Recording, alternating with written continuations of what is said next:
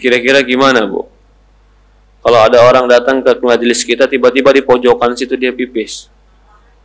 Hah? Di zaman Rasulullah ini ada. Datang ke masjid, tiba-tiba di pojokan pipis. Padahal ada orang di masjidnya juga. Maka ketika itu, fajazarun nas, manusia semuanya marah sama dia. Jazar itu memberikan kalimat-kalimat keras. Maka Rasulullah SAW melarang para sahabat yang menghalangi orang tadi. Jazar itu bisa jadi menghalangi, memarahi. Gitu. Rasulullah malah melarang. Setelah selesai dia buang hajat kecilnya, Rasulullah SAW memerintahkan untuk mengambil air bizanub. Bizanub itu dengan seember air. Fa'uhriqa atau fa'uhriqa alaih. Kemudian dituangkan di atas tempat air kecil tadi. Ini hadis, kalau kita berbicara tentang toharoh, kita langsung ke fikih toharoh dulu. Ini bagaimana cara menghilangkan najis di suatu tempat yang tidak mungkin dicuci. Dia pipis di samping masjid. Pipisnya udah ada, sementara masjidnya waktu itu adalah tanah. Kan nggak mungkin dikerok, dicangkul, tanahnya dibuang. Karena itu akan merepotkan. Lalu bagaimana? Rasulullah SAW memerintahkan supaya diambil air yang lebih banyak daripada air yang dia pipiskan, lalu dituangkan air tadi yang suci di atas pipisnya, sehingga yang suci mendominasi. Kan nyerap tuh ke bawah. Yang suci lebih mendominasi. Maka di situ cara menghilangkan najis. Di sini dua dalil. Dalil yang pertama, pipis najis. Itu kita tahu semuanya. Dalil yang kedua, gimana cara menghilangkan najis yang tidak bisa dihilangkan dengan diambil. Maka jawabannya adalah disiramkan. Yang penting zat najisnya menjadi hilang. Kalau kita mau contohkan kira-kira di mana ini biasanya? Kasur anak ngompol. Kalau di kasur anak ngompol harus dicuci, mungkin terkadang kita berat atau repot.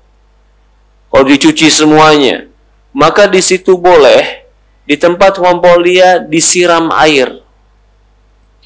Disiram air atau air plus tambah pewangi, setelah itu dijemur sampai menguap airnya. Itu boleh. Tapi kalau kita mau mencuci semuanya, itu pun boleh. Atau mungkin suatu hari kita punya kucing. Ternyata kucing kita pipisnya di karpet. Kalau mau nyuci karpet semuanya, keberatan. Lalu bagaimana caranya? Tempat pipis kucing tadi disiram air yang lebih banyak daripada jumlah pipisnya. Setelah itu baru dikeringkan. Ini cara menghilangkan najis di suatu tempat yang tidak mungkin bisa atau sulit untuk menghilangkan najisnya. Apalagi contohnya? Tempat-tempat yang kalau najis dikena najis susah dibersihkan. Sofa, ya enggak? Sofa rumah, jok mobil, itu sulit untuk dibersihkan. Maka di situ boleh dihilangkan dulu zat najisnya, diambil. Kalau dia berupa zat padat yang bisa diambil, setelah itu disiramkan air. Juga diantaranya ada kalau benda-benda yang benda-benda itu nggak mungkin bisa dicuci, tapi dia kena najis. Gimana cara bersihinnya? Lagi main ke kamar mandi, bawa HP. Begitu nungging, HP-nya masuk ke dalam kloset, campur sama yang lain. Kalau dicuci nih HP, rusak semua. nggak dicuci, ada yang nyangkut, gimana dong?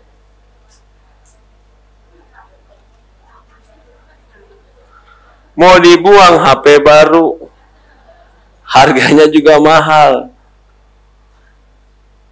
Itu dielap, dihilangkan zat-zat najisnya. Habis itu dijemur sampai diyakini zat najisnya telah hilang dan menguap.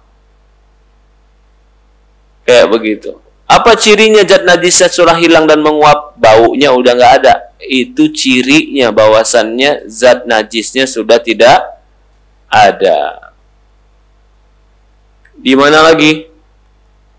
Nah, di sini juga contoh, ini dalil bahwasannya pipis itu adalah najis, dan di sini pun dalil bahwasannya membersihkan yang najis itu kalau memang tidak bisa disaring dan dipisahkan, maka ditambah sesuatu yang suci yang lebih banyak.